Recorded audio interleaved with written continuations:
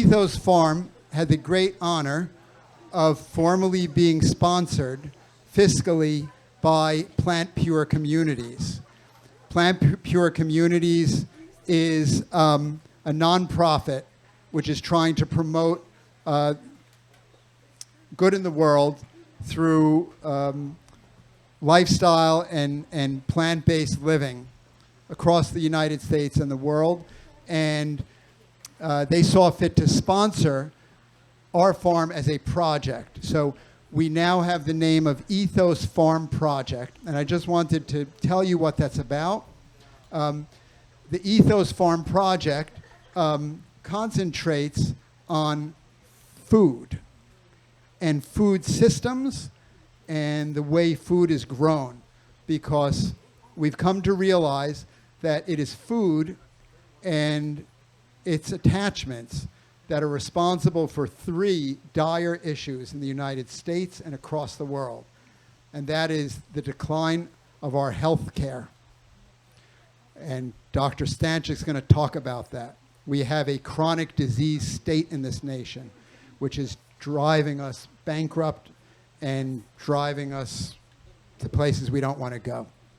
Number 2, the food system and the way food is grown is directly responsible for severe degradation of our environment, which is now not leaving a sustainable world for future generations. And because of that, we've seen fit to open up our Young Farmers Incubator program, where we take young farmers in, and Nora Puglisi, our farm manager, educates them on how to grow food regeneratively that restores the earth. It doesn't subtract from the earth. Our Young Farmers Incubator program, the dream of it is to populate all of this land you see with young farmers just like Andrew Patterson, and to have it as a model so that young farmers can actually make a good living growing food for local populations that need to eat whole plants.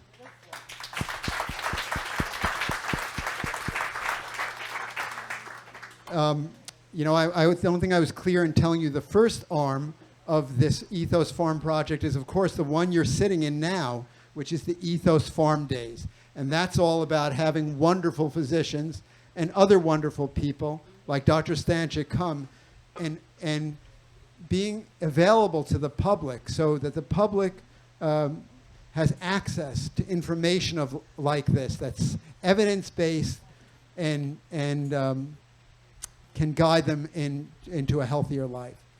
So the third part of our Ethos Farm project deals with the climate crisis. I know that the drum beats grow louder by the day regarding our climate crisis. For those of you, I know on my farm tour I didn't talk about it, but I heard Farmer Nora telling the participants that every year it's growing more difficult to produce food, vegetables, because of the vicissitudes of our climate that we have to deal with in New Jersey. And we don't have it bad compared to the other places in the world with climate change. But we've decided to take the last large remaining part of our farm, which comes off lease this year. This is a 342-acre farm, and there's still a 100-acre remaining piece of it, which this year, for the last time, will be planted with Monsanto GMO crops and sprayed with pesticides. And for the first time in decades, starting in the spring of next year, we will collaborate with the Rodale Institute, which is the organic farming authority in the world, and with Rutgers University to plant the native warm season prairie grasses that carpeted this valley hundreds of years ago before the neighbor family settled here and plowed the land. We will restore that land with these native grasses because there is indications that they can store carbon in the soil better than any plant. And together with Rodale's work, we hope that that field will become a model for agricultural processes all over the world to reverse climate change, not stop it, so that we could potentially drive back CO2 levels to pre-industrial era revolution levels. So these are the 3 legs of our Ethos Farm project. You can find out more about them by visiting ethoshealth.org, our website, and then you'll see a link to our Ethos Farm project. Thank you. Okay. It gives me such great pleasure to tell you about Dr. Stancic. I will give you her pro forma bio before I add a personal note. Saray Stancic, MD, is a triple board certified in internal medicine, infectious diseases, and lifestyle medicine. She graduated from New Jersey Medical School in 1993, and after completing her fellowship, accepted the position as Chief of Infectious Diseases at the Hudson Valley VA in New York. In later years, she served as translational medical leader at Roche Pharmaceuticals, where she led clinical trials in the field of viral hepatitis while continuing to practice infectious disease at the Bronx VA in New York City. In 2012, she left the work in infectious disease to fully dedicate her time to the field of lifestyle medicine. Dr. Stancic's interest in lifestyle medicine is rooted in her personal story as a patient living with multiple sclerosis.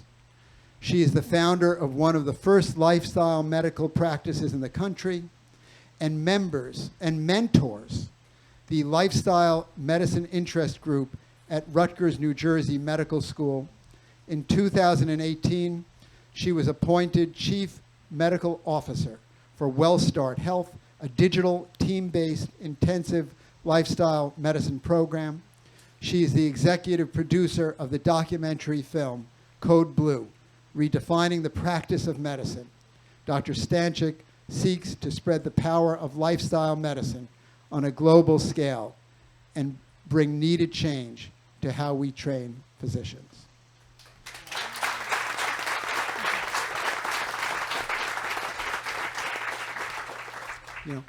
I just wanted to say that I personally met Dr. Stancic because as for about 10 or 15 years, I have been an assistant professor at the medical student. And we've always taken medical students and interns and residents from Newark, Rutgers Medical School, who are interested in doing rotations in community practice, and we bring them to our practice, and we teach them different ways that they don't learn at our state institution. So I was much amazed and so pleased when I found the mother of all of these students. Because I didn't know you were there, and I actually found with your son Saul that there was actually this strong nucleus which you inspired, which is now, and I don't know are there any lifestyle medical students here today? They're busy studying. But this inspired me, and I just want to tell you that the last time I saw Dr. Stancic in Newark was recently in a photograph where she was protesting against Burger King, which is the food that made Tony sick and you sick, being given space, real estate, in the lobby of University Hospital and feeding sick children and people in the hospital. And when I saw you holding that protest sign, it really got to my heart. So I just wanted to thank you for doing that.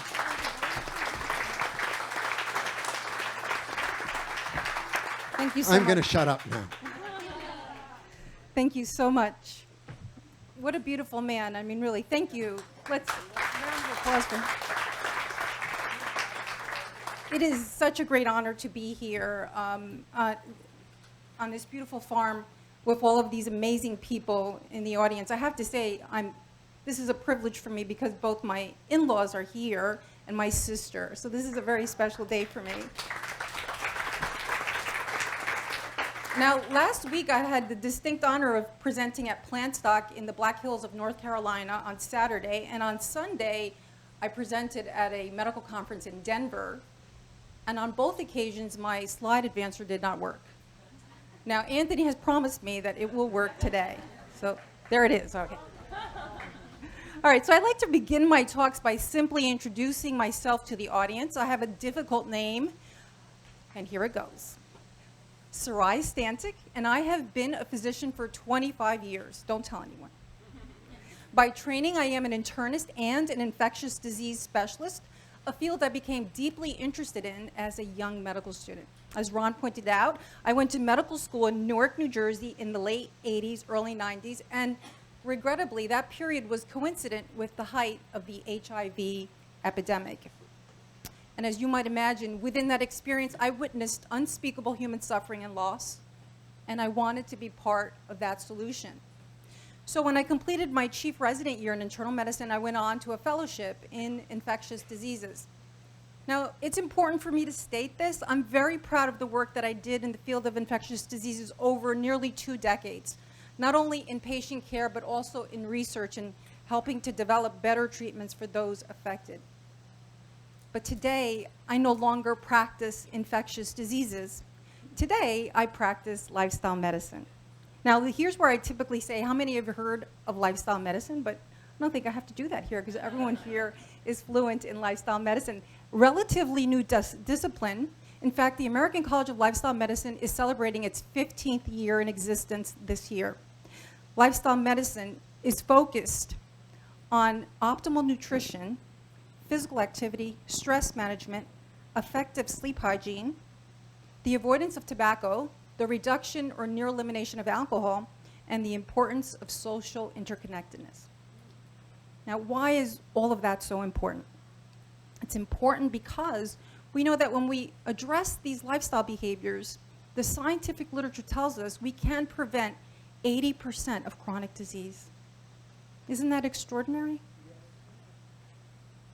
But the logical question you may have for me is, how in the world does an infectious disease specialist with the background that I just described to you evolve into a passionate advocate, hi Nora, and practitioner of lifestyle medicine?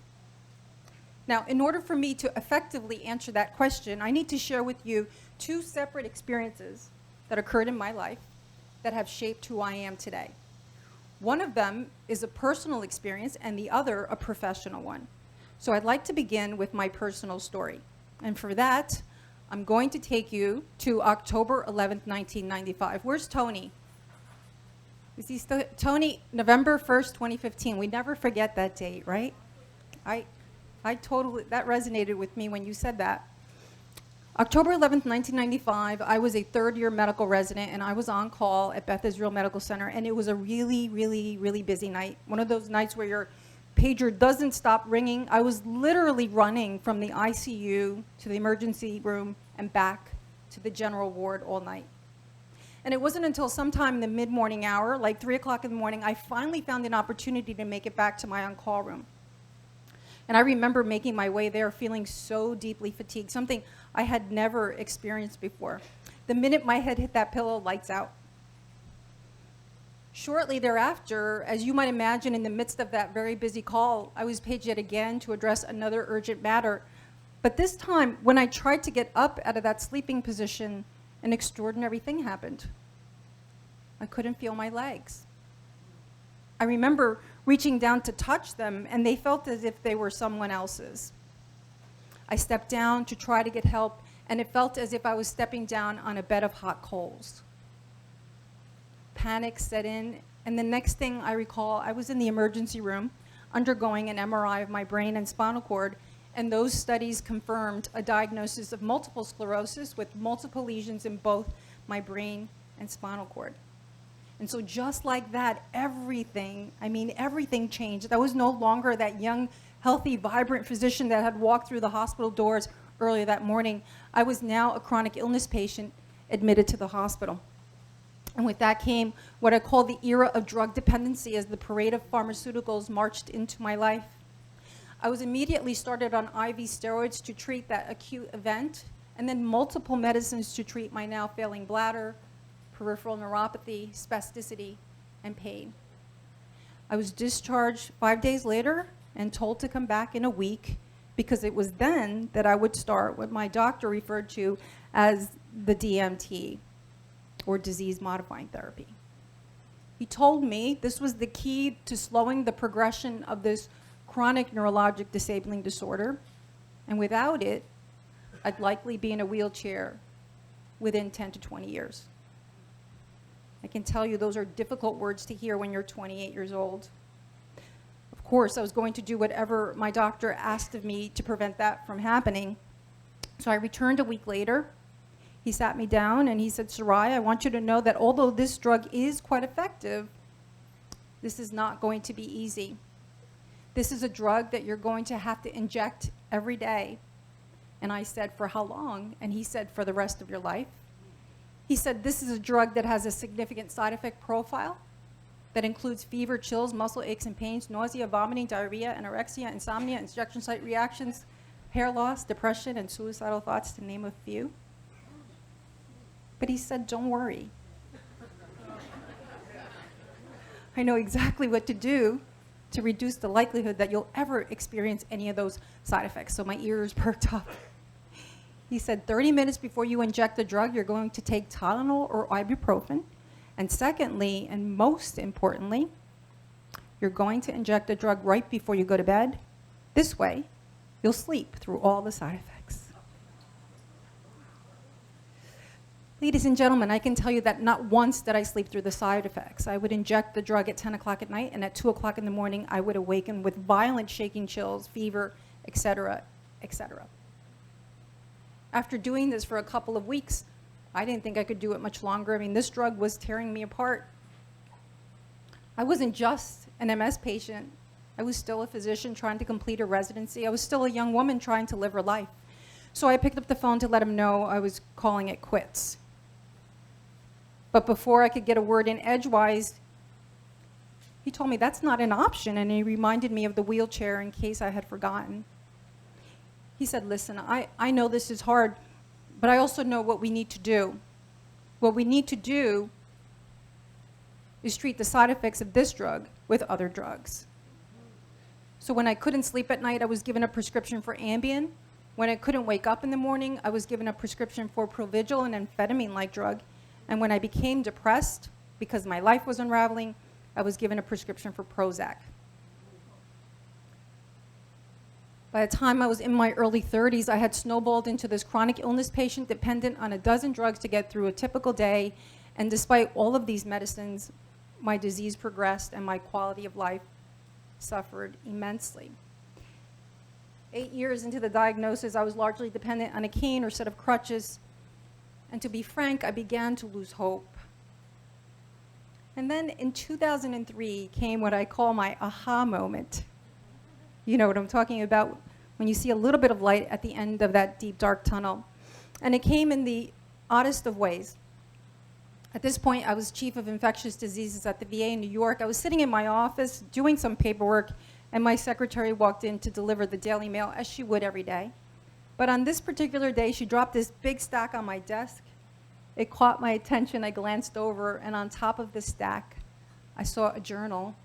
And on the cover of that journal, I saw the words multiple sclerosis, and of all things, blueberries. And I thought to myself, what in the world could multiple sclerosis have to do with blueberries? So I dropped everything. I picked up the journal. I turned to the article. And of course, what I found was a poorly constructed, unscientific clinical study that essentially took a small group of MS patients and fed half of them a diet rich in blueberries, and the other half just the standard American diet. And the authors had the audacity to conclude that those patients who ate the blueberry-rich diet felt better. That's not a very objective clinical endpoint, right? I mean, I was a physician and scientist. I was angry. I couldn't believe someone had done such a study and that it actually got published. I had lunch with a colleague of mine that afternoon. I told him about it. He laughed, and so did I.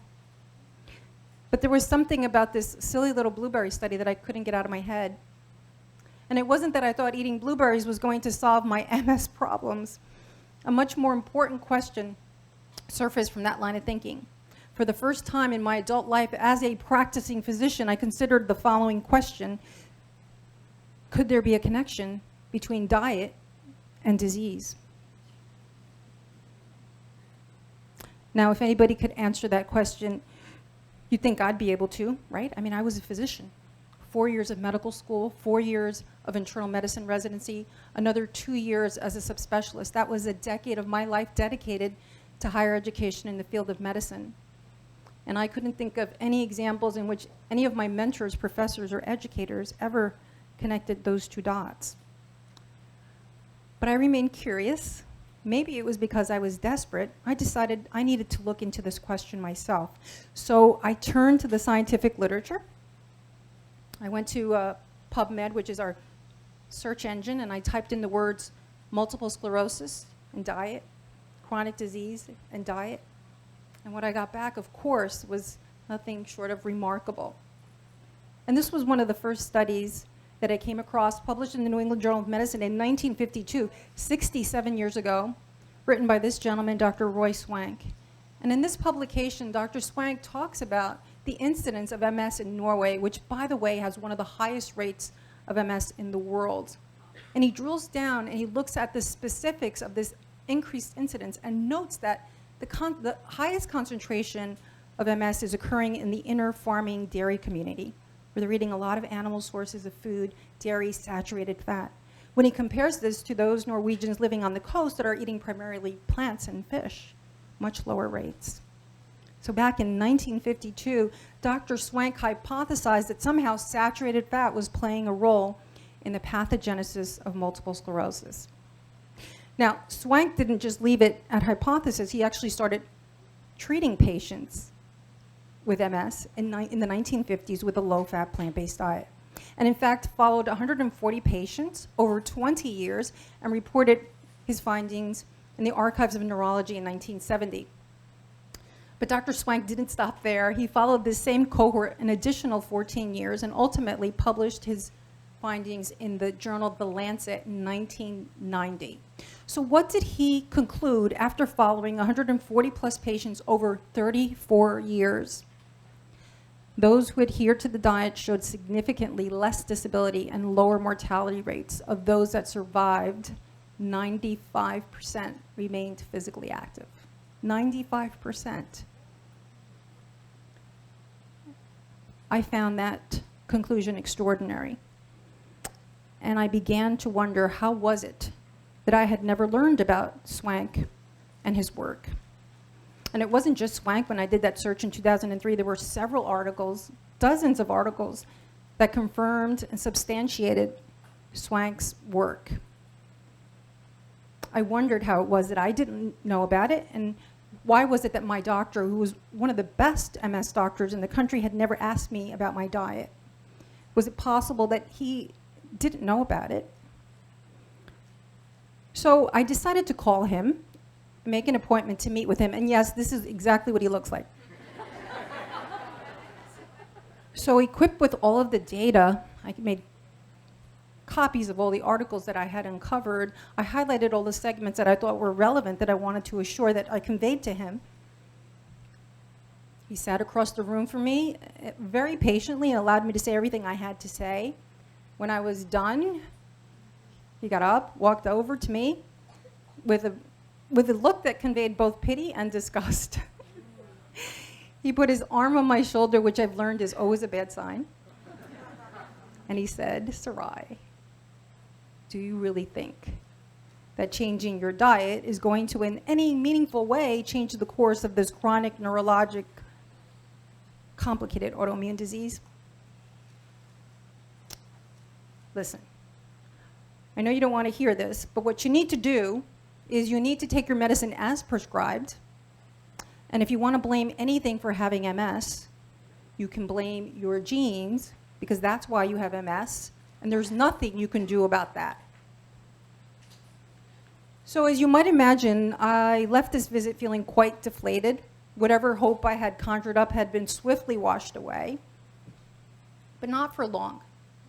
Because I started to think more about my doctor's parting words, "It's your genes." And it brought me back to an experience I had as an undergraduate at Rutgers University when I took a genetics class. And I remember the professor on one afternoon excitedly lecturing on monozygotic twins. Don't you love this picture? And monozygotic twins are really very interesting from a geneticist's perspective because we have two separate individuals that have the same genetic material, and we can learn a lot from that example, right? So I wondered if anyone had ever looked at this question. If twin A has MS, what is the likelihood that twin B would have MS? If my doctor were right, it would be about 100%, right? I mean, genes. He said it's your genes. So again, I turned to the scientific literature looking to see if anyone had looked at that question, and of course someone had, and it wasn't 100%. It wasn't even 50%. It was 14 to 33%. It's what we call concordance rates, genotype, phenotype. So what did this do? This told me that it wasn't just my genes, that there were other variables. So some of that hope that had been lost began to seep back in. Right? So again, I turned to the literature looking for answers, and that's when I came across the science of epigenetics. Epigenetics first described in the 1950s, but really flourished in the 1980s. And epigenetics essentially tells us that gene expression is dependent on outside variables. So that means just because you have a gene for a particular disease doesn't mean necessarily that it will be expressed, that it's dependent on outside variables. And what are the outside variables that epigenetics tells us are important? Are you ready for this?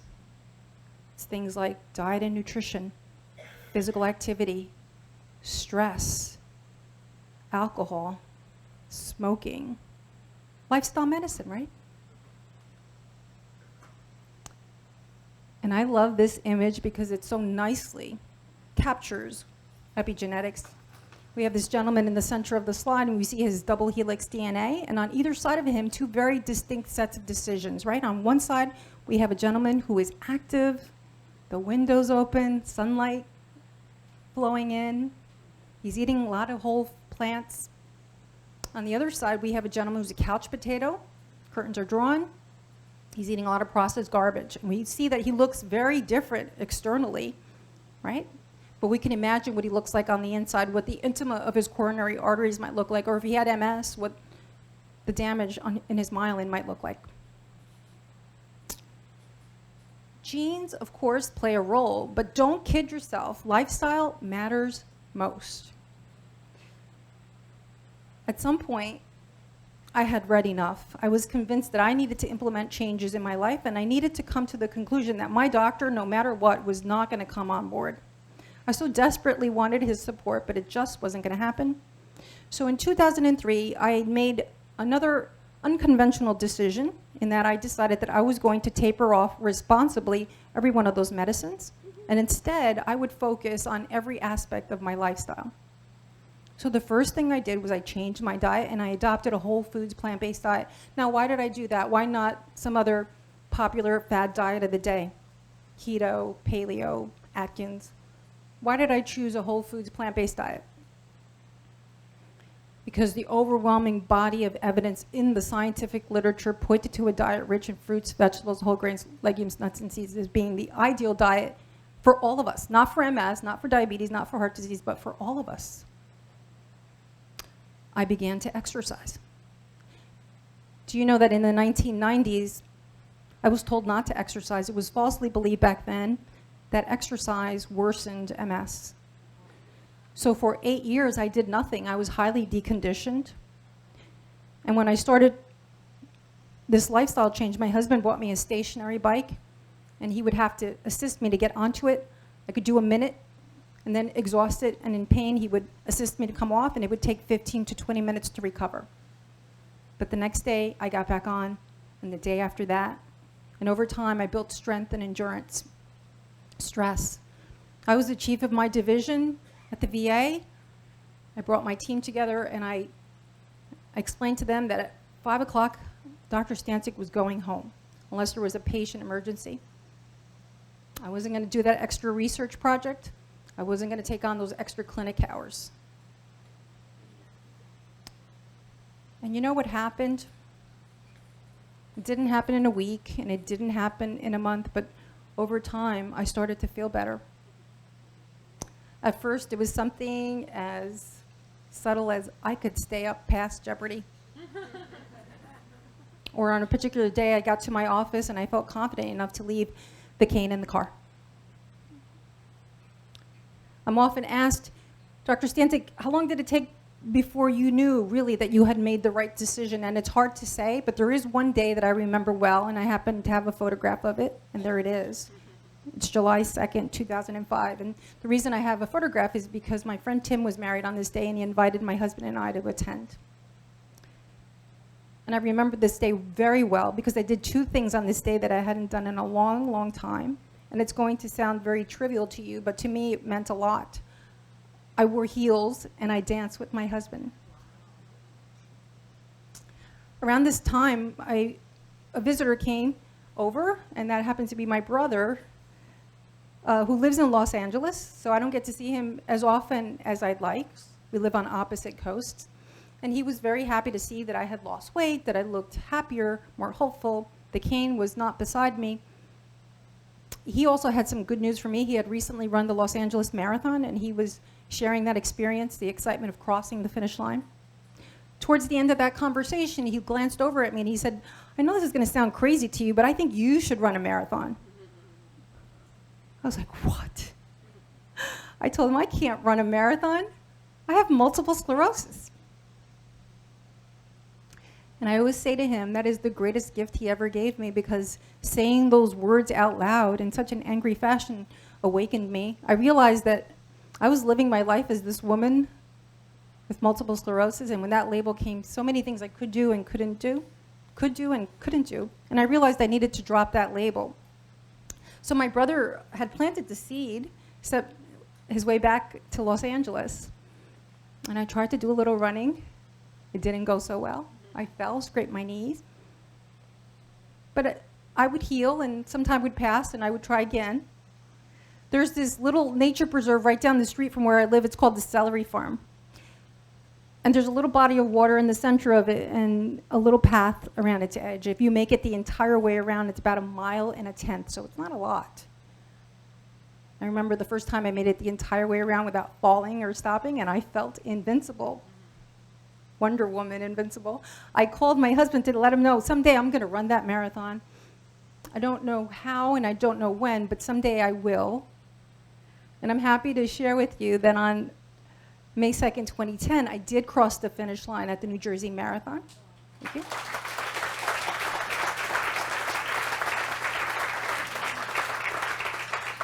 It wasn't pretty, but I crossed it. And it was an extraordinary day for me, not just because I ran a marathon, but because it validated everything I had done. And today, 24 years since that diagnosis, I am medication-free, disability-free, and empowered more than ever before to share this healing message with whomever is willing to hear it. So thank you for being here.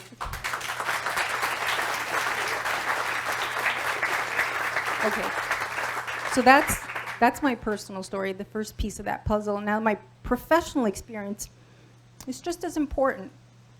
I began by sharing with you that I am an infectious disease physician and began my career at the VA hospital, and it was an extraordinary period for me. Of course, within that capacity, I cared for a lot of the chronic diseases that we've been talking about beyond MS, heart disease, cancer, stroke. The list we see here from the CDC, these are the top 10 causes of death in our country. It's not surprising to learn that heart disease and cancer account for 50% of all deaths. Now, we haven't always been dying of heart disease and cancer, right? If we were to look at this very list produced by the CDC, but instead dated 1900, what would be the most common causes of death back then? What do you think? That's right. Good. Infectious diseases. I would have been pretty busy in the 1900s, right? Of course, we lived in a different world. Hygienic conditions were not what they are today. We didn't have antibiotics, vaccines. So we were dying primarily of pneumonia, tuberculosis, dysentery. Those are the top 3 causes of death. Today, we're not dying primarily of infectious diseases. Today, we're dying primarily of diseases of excess. Right? Too much sugar, too much salt, too much fat, too much sitting. And that's reflected on this list, right? Not just heart disease and cancer. We have stroke, Alzheimer's disease, diabetes. Diabetes is exploding in our country. When I was in medical school, rates of diabetes in this country, about 2%. Today, we're brushing past 10%. And the CDC predicts by 2050, by the time my son is my age, more than 30% of Americans will be diabetic. Something we're doing in clinical medicine isn't working. Developing yet another target, another drug to treat diabetes is not the answer. Let me show you what diabetes looks like when you're an infectious disease specialist. So that's an infected diabetic foot ulcer, and that's a common consult that I would get at the VA. And the question to me would be, Dr. Stancic, what antibiotic should this patient be placed on and for how long? And so I would examine these patients, explore the wound, often find bone involvement, which is what we call osteomyelitis, which is a really, really difficult infection to treat in anyone, but especially in diabetics. Because diabetics are poor wound healers, they have poor immune function, they have poor vasculature, and that's how we get antibiotics to the site, through the blood vessels. So blood vessels aren't working well, we can't get the antibiotic to the site. So even when we do all the right things, we debride these, we put them on the right antibiotic, it's not uncommon for a patient like this to end up like that. So now we have a poorly controlled diabetic, status post-amputation. Do you think this patient is going to sign up for a 5K? No. They're going to become more sedentary, gain more weight, blood sugars further out of control, blood pressure further out of control, and that sets them up for the next catastrophic event, the stroke or heart attack. And that was my life, that was my existence, right? I would see Mr. Jones for the infected diabetic foot ulcer, and then 3 years later I'd be called again, but this time to the ICU to help manage the infection, the pneumonia he's developed in the ICU. And this scenario that I just described to you is not unique to me. It happens every day in every hospital across our country, and no one bats an eye. Because diabetics develop strokes. We sort of expect it. But I find this unacceptable, grossly unacceptable, because I know that diabetes is largely preventable, right? You know, when the patient presents to me, let's say at age 62 with that infected diabetic foot ulcer, that did not happen overnight. There's a lot of history that predates that presentation, right? If we were to look at the natural history, if we were to look at this gentleman's life over an extended period of time, there's decades of damage that leads to that. Let's say his story really starts in his late 20s. Maybe he started a new job that requires he commute into the city. It's an hour-and-a-half commute. He gets to his office. He then sits behind a desk for 8 to 10 hours, stressed, eats at his desk, and then gets back in his car, drives another hour-and-a-half home, and he's exhausted. So he doesn't have time to cook. So he picks up some fast food, washes it down with a couple of beers in front of the television, and then the next day, repeat, right? It's that lifestyle that leads to excess weight. So he develops obesity. He's now in his mid-30s. And obesity fuels insulin resistance. And then we fall into the pre-diabetic state. That's when our hemoglobin A1C is somewhere between 5.7 and 6.4. Maybe our fasting blood sugar is a little elevated. Patients are in general asymptomatic. They feel okay. So unless you pick it up, it may go unnoticed until a couple more years follow. And then comes the onset of diabetes. And the patient might present with, Doc, I'm urinating a lot, I'm losing weight. These are telltale signs. We do a blood sugar and it's 400. So what do we do in clinical medicine? We start medicine, right? We start pharmaceuticals. We might start with a drug like metformin, that's typically the first line agent. And when that's not enough, we add a second or third target. But all of this up and down over time, we start to see damage to end organ, right? So the patient might present and say, you know, Dr. Stancic, I'm starting to feel a little bit of heaviness when I climb a flight of stairs. Or I've noticed some tingling in my hands and feet. That's diabetic neuropathy, damage to nerve endings. Or we might see a little bit of protein spilling into their urine, signaling damage to the kidneys. And a few more years go by, and we start to see, again, those catastrophic disabling events. Heart attack, stroke, blindness, amputation, renal failure, dialysis, kidney transplant, and then a few years later, death at 72, right? Mr. Jones' example. And I started to think about my role in clinical medicine. How was I playing a role in this gentleman's life? And I realized that most of my efforts were here, right? Towards the end of life, after a lot of damage had been done. And you know what that felt like? It felt like putting out a raging fire with a glass of water. I felt very, very ineffective. And I started to think, could I make a bigger difference? What if I could somehow travel in a time machine and meet him here when he's pre-diabetic? Could I potentially introduce some intervention that could prevent this catastrophic course from occurring? Or even better yet, could I meet him here and prevent the obesity altogether? Is there any evidence in the scientific literature that we could prevent diabetes, or is it that it's written in your genes, like so many people think? Even doctors think that, right?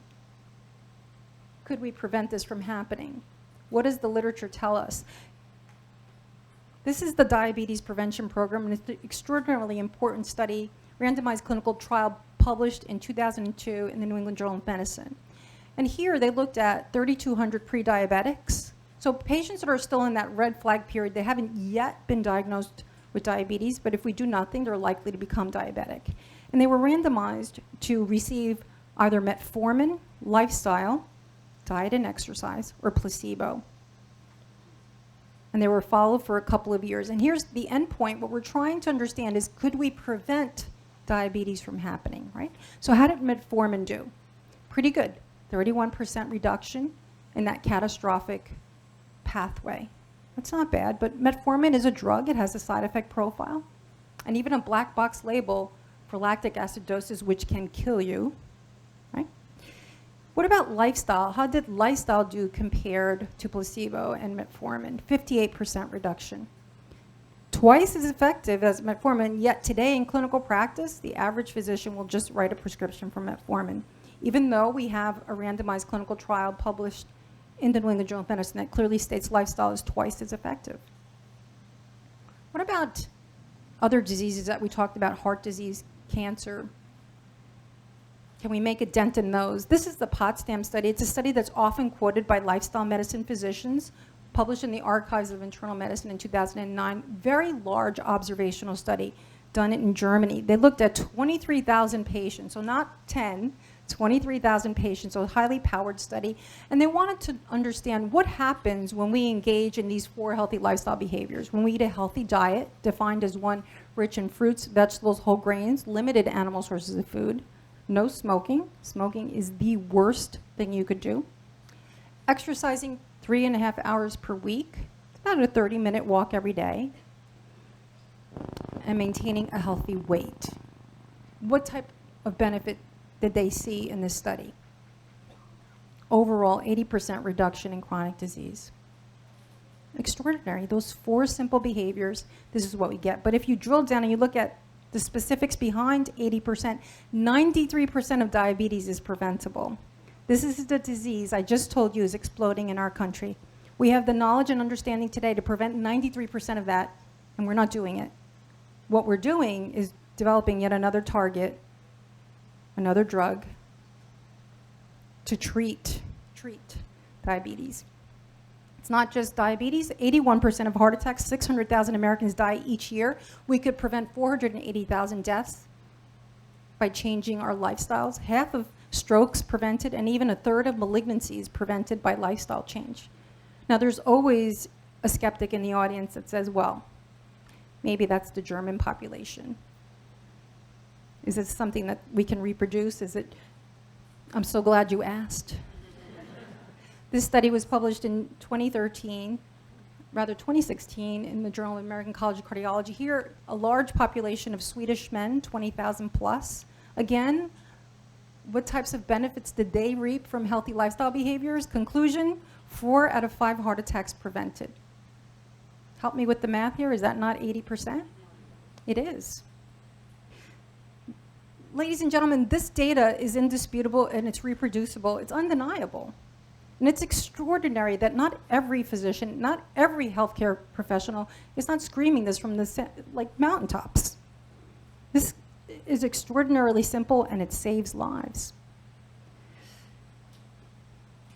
At some point, those two experiences, my personal story and my professional experience of just witnessing so much pain and suffering and loss that I knew was preventable, fundamentally changed me as a physician.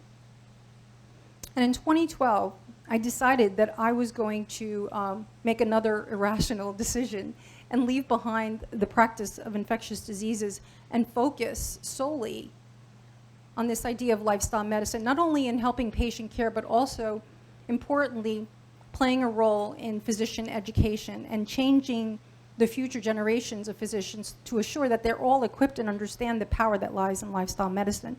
So in 2012, I opened my practice, and it was really quite frightening because I had 0 patients and 0 stream of referral, because the referrals typically come from colleagues, and my colleagues were convinced I had lost my mind. They said, you're going to leave behind your research in hepatitis and you're going to tell patients to eat plants? And I was like, yes.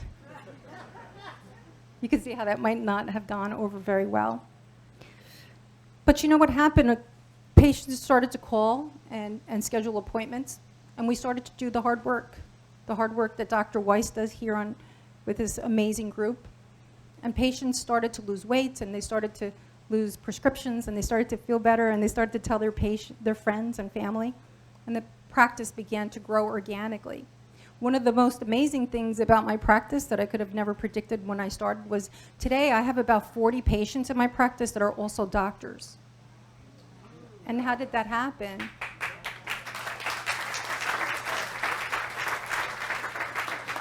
It happened because we had a patient in common at some point.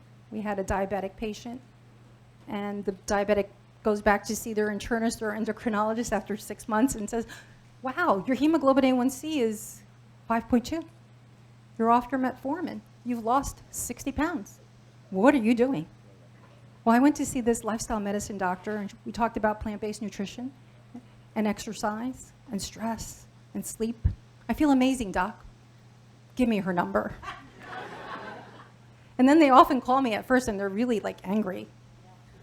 And then we talk, and I say, give me your email address. Let me send you some of the literature that supports what I'm talking about.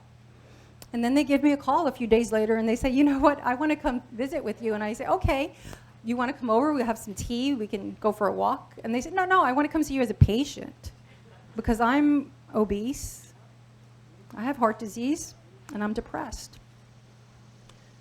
So obviously, any patient that I have the privilege of caring for is a gift. But when I have a patient who's also a doctor, it really pays off in dividends because I know helping them will change the way they practice medicine moving forward. I love what I was doing, and I wanted to share it with as many people as possible.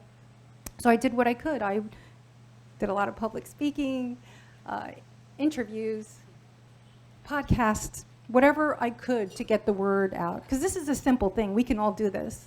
I don't know who it was earlier today. I think it was Asha that said, this is simple. We can all do it. I have no magic power. We just have to be educated.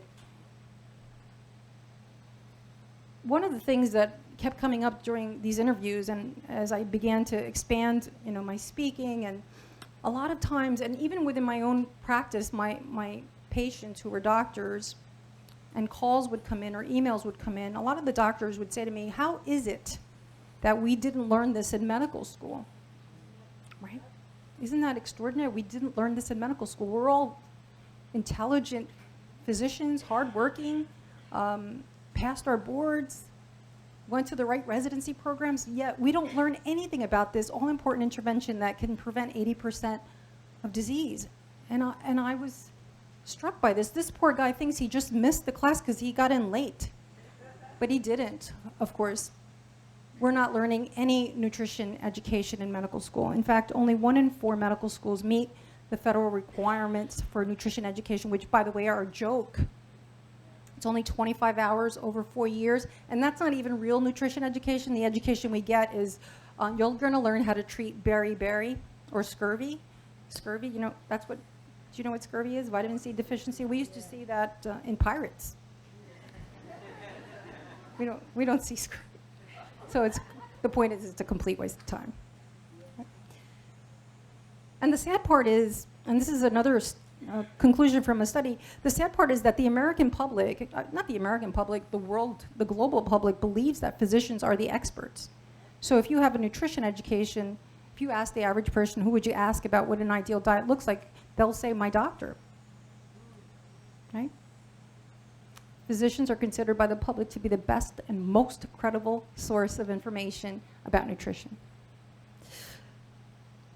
There's a wonderful paper written by David Eisenberg entitled Nutrition Education in the Era of Global Obesity, and he writes about the problem. Why is it that we're not being taught this in medical school? And he points out some interesting facts, and I want to share some of them with you. 71% of incoming medical students think nutrition is clinically important. So if you intuitively are interested in the field of medicine, you sort of think that nutrition is going to be an important part of your education. But by the time they graduate, only half of them believe it's important. It's as if medical school convinces you, stop thinking about that food thing, it's just not important, right? Cardiologist. In order to complete a cardiology fellowship, you need to complete 100 cardiac caths. Catheterizations, those are procedures, right? But 0 hours of nutrition education. And this is the field in which we have the most evidence that nutrition is important. The American College of Graduate Medical Education puts out a document for every residency program, every subspecialty that lists all the things that you need to learn to meet the requirements of that specialty. The cardiology and internal medicine documents, I think, are about 140, 150 pages long. The word diet doesn't appear once in either one of those documents.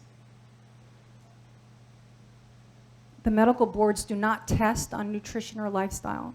Here's the wicked cycle. Of course, if you're not testing it, medical schools aren't going to teach it, right? Because medical schools want their students to do well on the boards. It reflects on them. So if the boards aren't asking questions about diet and lifestyle, then why would the residencies and medical schools teach it?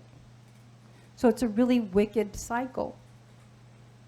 94% of physicians, this is another study, feel that nutrition counseling should be part of primary care, but only 14% feel qualified. I think I've made my point, right? Doctors know nothing about nutrition. You got that? So we are flatlining here, right? We are missing a golden opportunity to save lives. For the clinician in the room, what would you do if you saw this tracing at bedside? We have a young medical student to be here. What would you do if you saw that flat line bedside? Oh, yes, you would call Code Blue. That is a shameless plug for my film.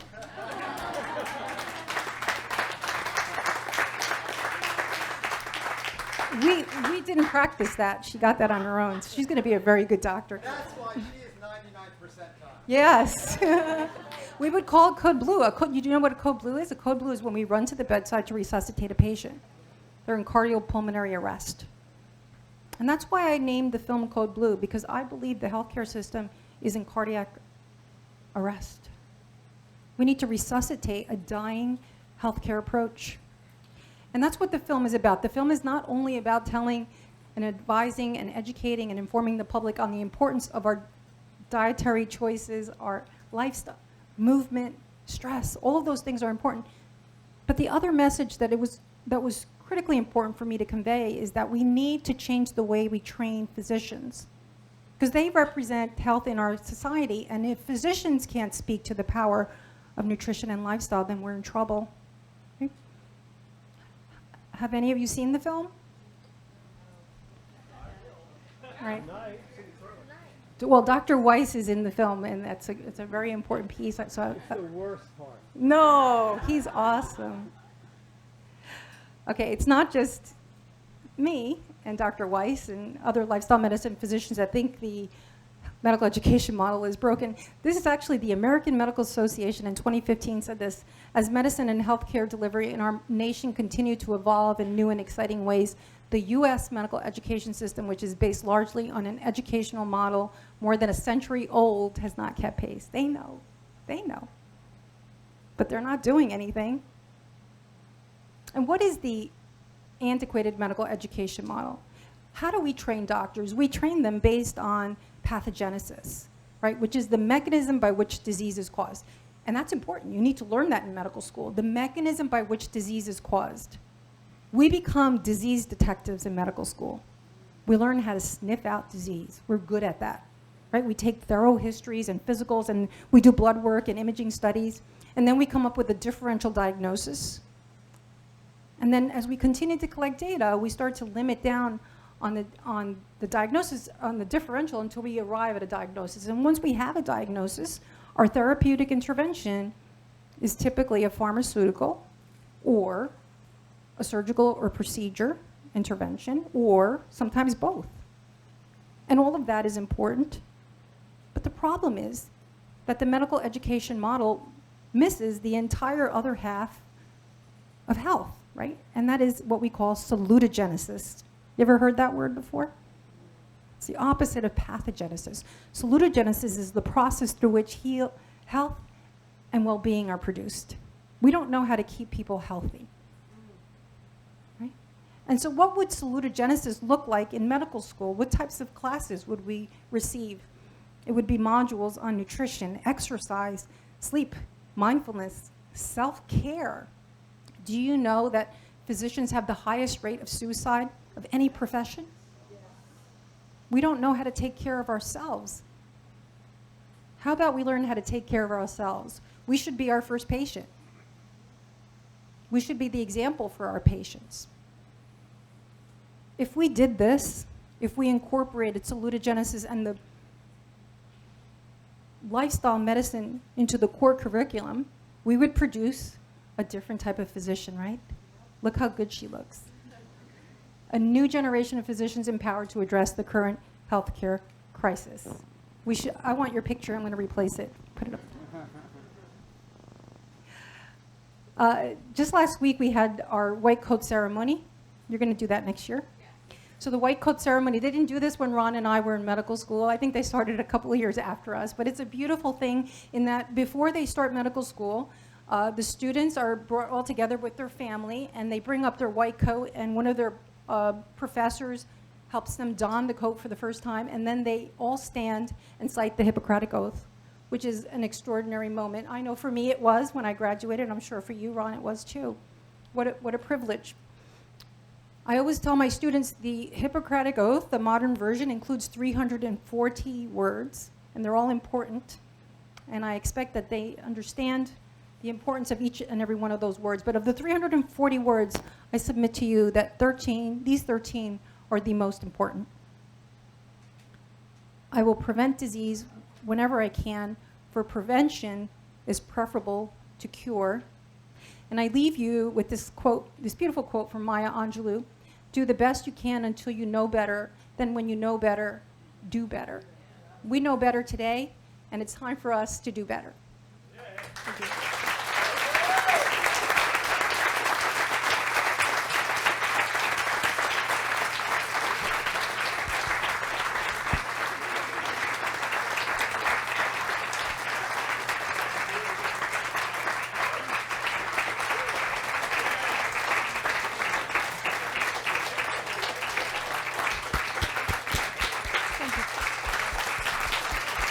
Thank you so much.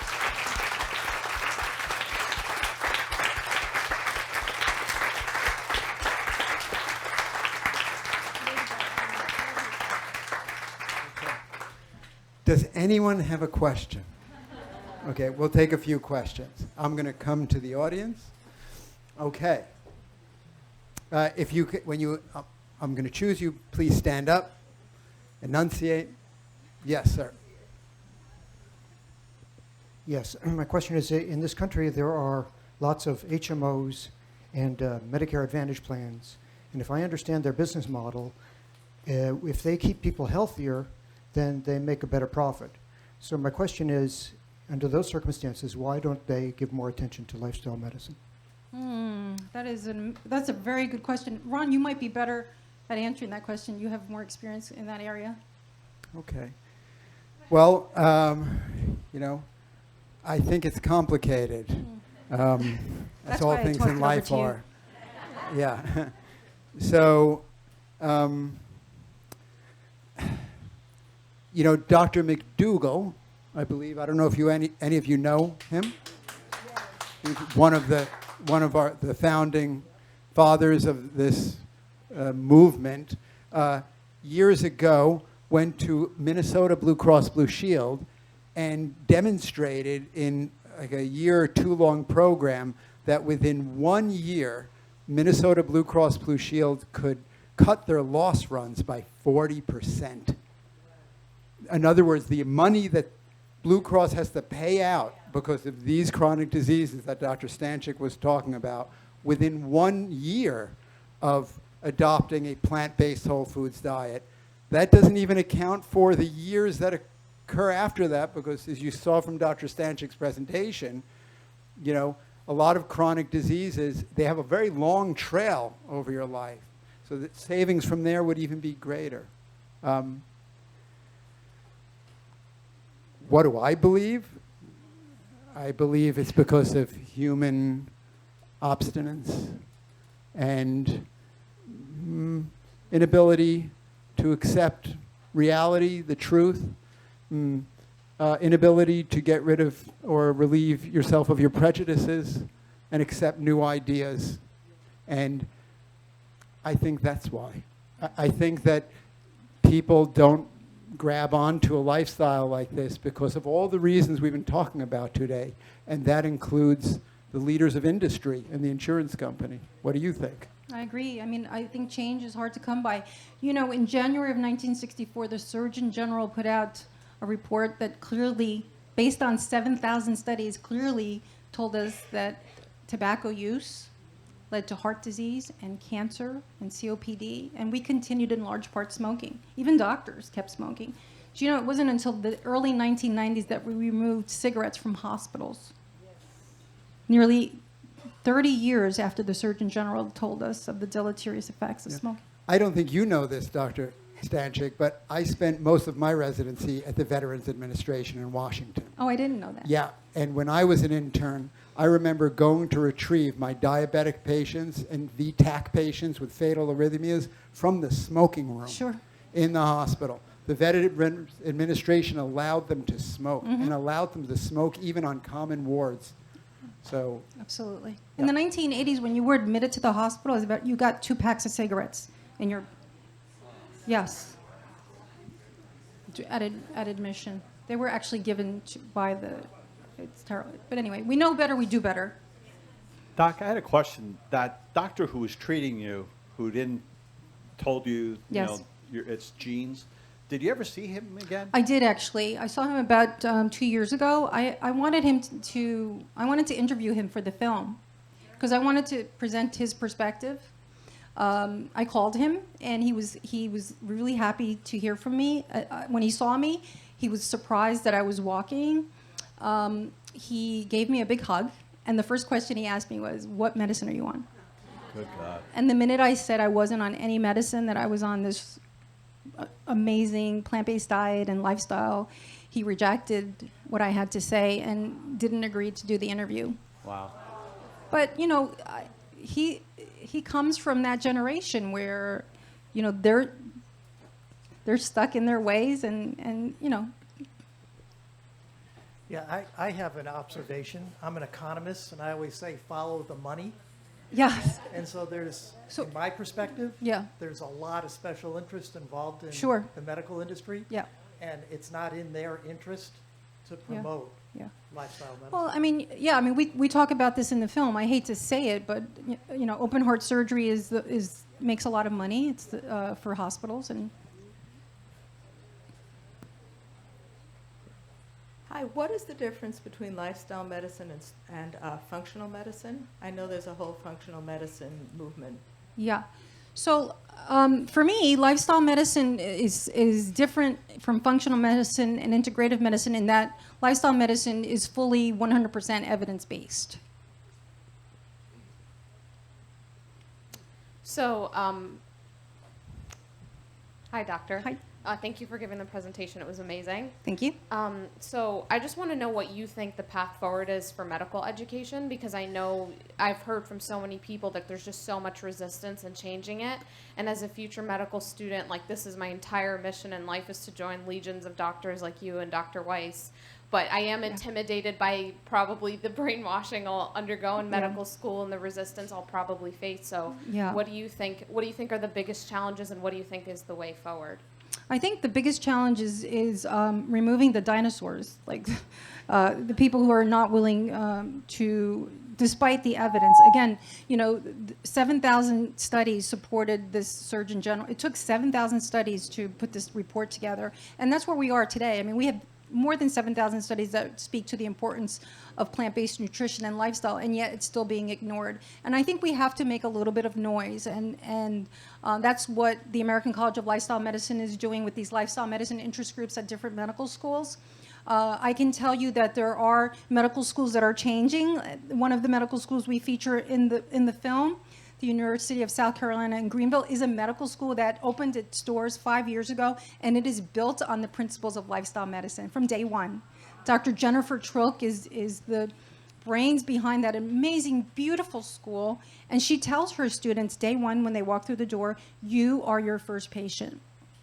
And that's an extraordinary. And I met these young men and women in the film. You'll see there's a scene where we're in the kitchen. It looks like a cooking school, like a chef's school. They're all wearing the chef hats, and they're all medical students.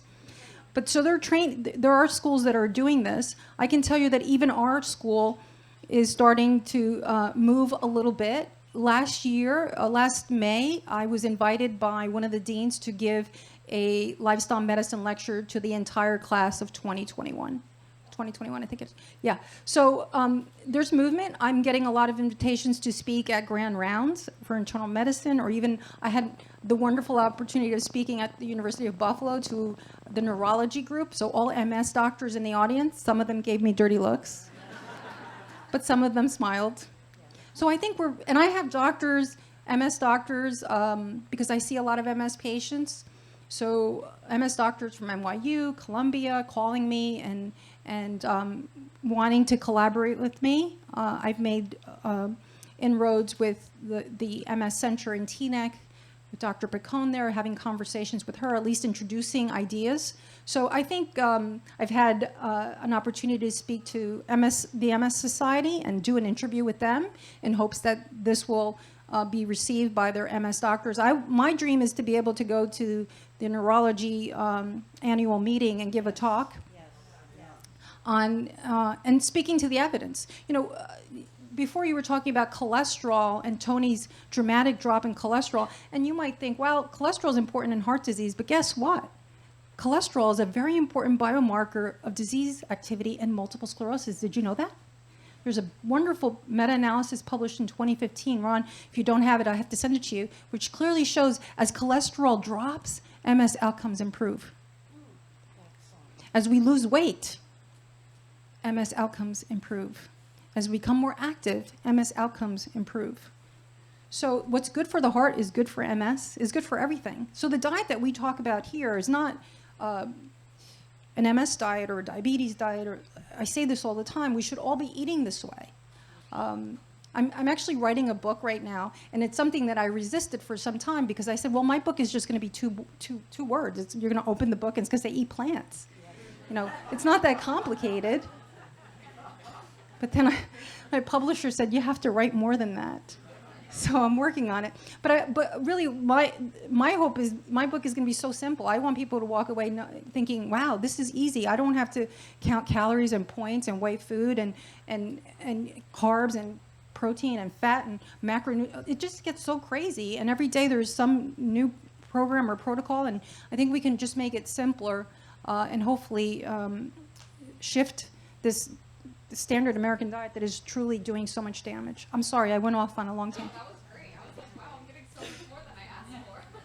But I think, are you going to New Jersey Medical School? Well, We're gonna get her in there for sure. Dr. Weiss and I will demand. Oh, and I have some good news. Actually, the protest I did at the Burger King, the CEO actually reached out to me, and I have a meeting with him.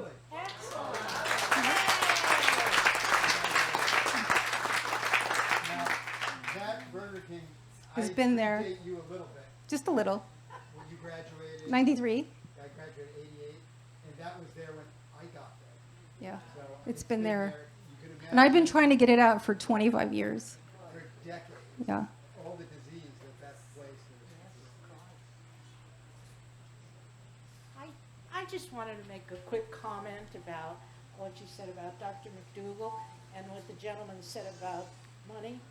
And I had the pleasure of meeting him several times. And this topic was addressed, and he said, it's not a conspiracy, it's just business. Yeah. And that's what it is. Yeah. Why don't I'm going to take 2 more questions, and then we just have a few short announcements, and I think we'll wrap it up. Hi.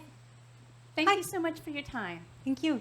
I'd like to ask your thoughts on 2 different concepts, black seed oil and intermittent fasting. For instance, is it effective to fast for 24 hours or 36 hours or perhaps longer? Yeah. So black seed oil, I'm not familiar with. So Did you say flaxseed? Black. Ron, are you familiar with that? Like the color black. Yeah. I think it's, right, black cumin. Right. I'm not familiar with it, so I wouldn't be able to comment on it. Intermittent fasting, I think there's a lot of interesting research happening in that field, but do I currently recommend intermittent fasting? No, because I just haven't I haven't seen the clinical study that shows the efficacy there. I need to stand up and applaud you, and I say God bless you, because Thank you. Dr. Weiss is my doctor. Oh, and you're a my lucky son, lady. My son found him online, and I live an hour and a half from here, and when I met him, I said, I live an hour and a half from here. He said, it doesn't matter. I have patients all over the world. Yeah. My question to you is, where can I tell other people about this video? About Code Blue? Yes, Code Blue. Yeah. And I'm healed of diabetes too. Fabulous. It was Congratulations. reversed. I survived the 30-day Dr. Weiss. And this whole team of people are fantastic. Yeah. So you're going to prevent that entire deleterious path. Congratulations. Well, thank you. And thank God. Yeah. Well, the film right now is currently only in screening. So you can go to our website, codebluedoc.com, and you can hold a screening in your community, which I think is great. I try to attend as many as I can because it's wonderful to sit with the community and watch them see the film and laugh and cry and just enjoy the experience. And then afterwards, we do a Q&A. And the reason I love the community gatherings is because we have, everyone shares their experiences, and we can really learn and improve our personal health and our community. I think in the next couple of months, we're working on a distribution deal, and hopefully that will allow us you'll be able to download it and buy the DVD, and it'll be more accessible. Thank you. Okay. This is a farm. You are on a farm. What is a farm without a farmer? It's nothing.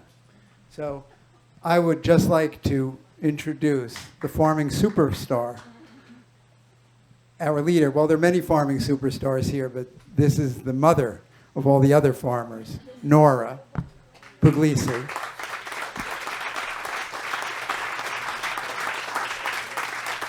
And I think Nora's going to say a few words.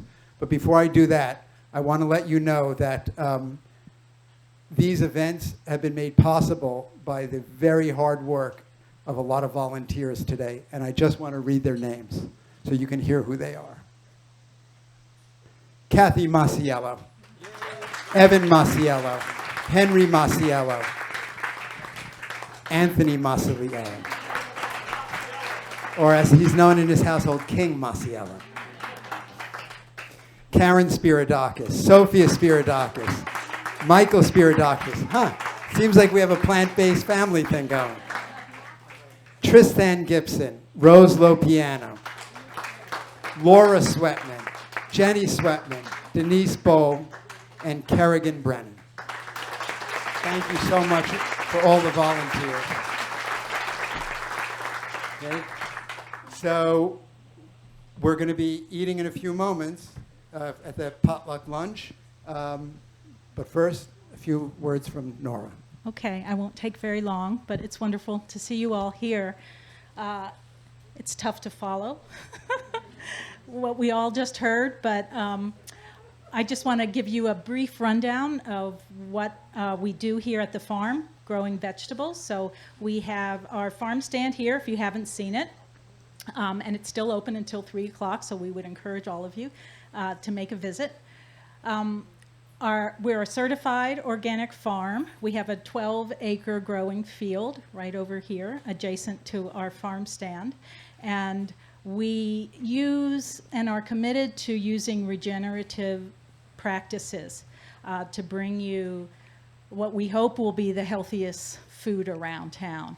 I sort of think of myself as the link between these amazing doctors and the community. You know, everything that they talk about is, you know, revolves around plants. So I would like to be that conduit to bringing to our community, to the patients and the broader community, as healthy and nutrient-dense produce as we can do. And we do that using our farming practices.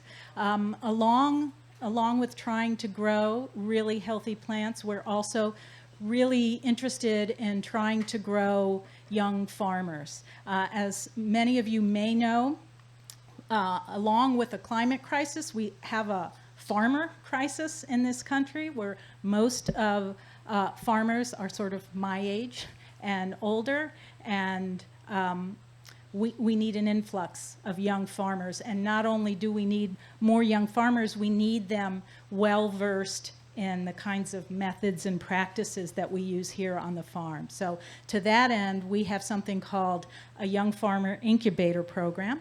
And I don't know, is Andrew here right now? There he is. He's sitting all the way in the back. Stand up, Andrew. There he is. He's our young farmer. So he's growing all the vegetables that are available in the farm stand today. And we're trying to support and help him establish himself as a new farmer who uses these methods and practices. And we do that by supplying him the land and the infrastructure to grow the vegetables, along with my mentorship here. And so we hope that you will support him by shopping at the farm stand today and support the concept of what we're trying to do here. I think that's it. So thank you all for being here. Thank you.